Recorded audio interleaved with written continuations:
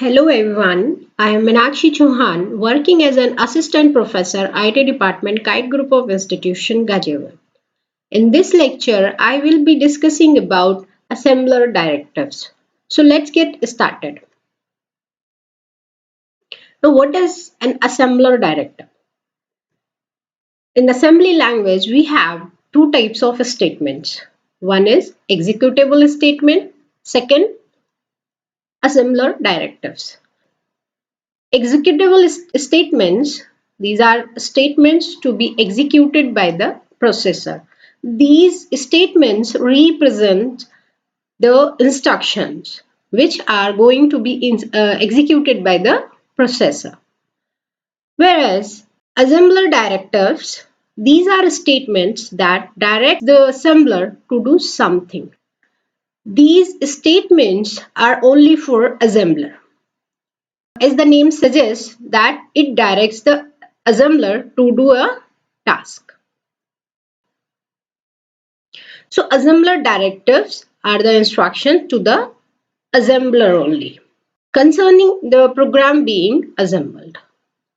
The assembler directive are also called pseudo instructions because these are not the actual instruction of the processor. These does not belong to the instruction set of the processor. These are only for assembler. So these instructions are named as pseudo instructions or pseudo opcodes. So the instructions are neither translated to machine code or assigned any memory location in the object file. These instruction will not be converted into the machine code, then that's why these statements will not be stored in memory. So assembler directives are effective only during assembly of a program, but they do not generate any code that is machine executable. Instructions are machine executable instructions, but pseudo instructions, or we can say assembler directives, are only for assembler that direct to the assembler to perform some task. And what are these tasks? So some functions of assembler directives are listed below. These directives can be used to show beginning of the program or end of the program. And these directives are also can be used to provide storage location to the data.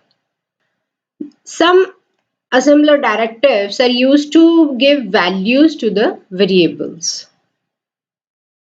or some assembler directives can be used to define the start and end of the different segments, procedures, or macros.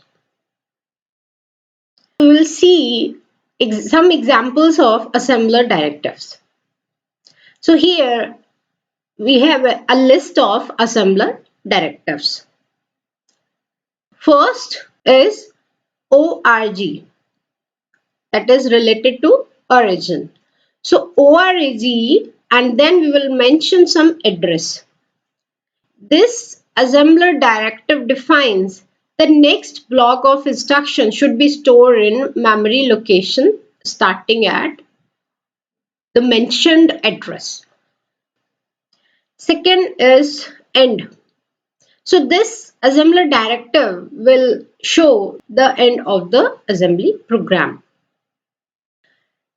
Next is EQU. This is equivalent to equate.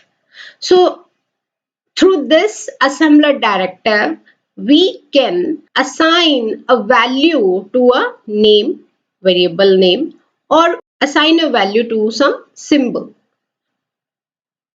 This assembler directive is used to equate something. With the help of this, we can assign values to some variable or as well as some symbol. So here you can see that port 1 is equal to 0, 1 value in hexadecimal. So here we are assigning 0, 1 value to port 1. Or we can assign some address to. So here we are assigning a 2099 address to in buff variable. Next assembler directive is dv, define byte. Through this assembler directive, we can assign some byte, or we can initialize an area byte by byte. So we can provide a single byte or a set of bytes. And this directive we use for purpose of allocating and initializing single or multiple data bytes. Assembled bytes of data are stored in successive memory locations. If we are assigning multiple bytes through this assembler directive, for example, in this example, suppose we are assigning 3 bytes here with the values 30, 52 and 35. So these value or these bytes will be allocated in memory in a continuous location. Suppose the first byte is at address 1000. Then next byte will be at 1001 and next at 1002. And here we have used two levels. One is data and second is area. So these levels are optional. We can directly assign any byte.